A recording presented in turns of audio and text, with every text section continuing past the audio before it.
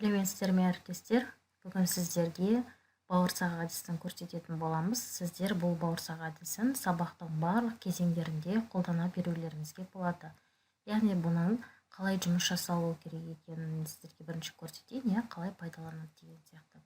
Бірінші, сіздер показат слайдқа қойған кезде осылай сұрақтар шығып тұрады рет-ретімен. Бірінші баладан мына жерде сұрақ тұрады. 3-ке 21-ді көбейтеміз. Теңдігіміз қанша болады деген сияқты бала есептеуге жауап береді. Бұл барлық пәнге қолдануларыңызға болады. Мысалы, зат есім дегеніміз не деген сияқты. Мысалға тағы да басқа да пәндер көп қой. Мысалы, Көксерек фильмнің авторы кім деген сияқты барлық пәнге қолдануыңызға болады. Яғни бала осыны жауап беретін болса, бауырсақтың үстін басады және ол мына жердегі әжеміздің қолындағы ыдысына бауырсақ толатын болады.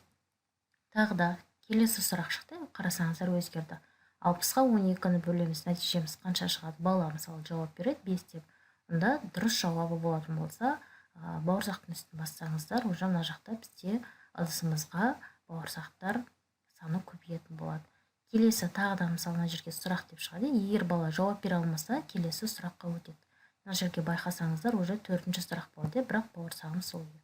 Ары қарай енді осы жерге сұрақтарды қалай өзгеріс енгіземіз соған тоқтала кетейік. Мысалы, сіздер бірінші слайдқа барасыздар. Осы жерден сіздер өздеріңіздің сұрақтарыңызды өзгерте берулеріңізге болады. Мысалы, қазақ тілінен алатын болсақ, зат есім дегеніміз не деген сияқты сұрақтарыңызды қоюларыңызға болады. Келесі сұрақ ары қарай мына жерде сұрақ деген бар. Осы сұрақты сіздер өзгертесіздер яғни өзіңіздің пәніңізге байланысты өзгерте беруіңізге болады. Тек қана сұрақтарды өзгертесіздер, басқа ешқандай анимациясына тиіспейсіздер. Келесі 4-ші сұраққа көшейік. Мен аралас сұрақтарды қойып жатырмын әзірге. 4-ке көбейтеміз 8-ді. Осы жерде бізде теңдігіміз қанша болады деген сияқты сұрақтарды қойсаңыздар болады. Енді осы жасаған жұмыстарыңызды өздеріңіз сақтап аласыздар.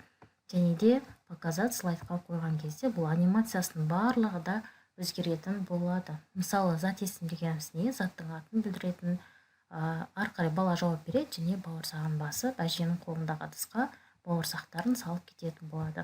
Ары қарай тағы да бауырсақ қосуды бассаңыздар, келесі тапсырмаға уже ауысып отырады. Әріптестер, бұл барлық пәнге қолдануға болады. Пәндеріңізге қолданып, жоғарғы жетістіктерге жете берулеріңізге тілектеспін. Алдағы уақытта барлық пәндерге қолдануыңызға болады.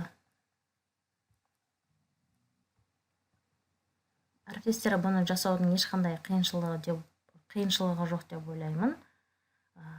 Қолданып көрсеңіздер болады. Шаблоны осы видеоның төменгі жағына сіздерге папкіде беріледі. Яғни сіздер тек қана сұрақтарыңызды енгізіп, осы сұрақ деген жерге енгізіп, пәндеріңізге қолдануларыңызға болады. Назарларыңызға рахмет.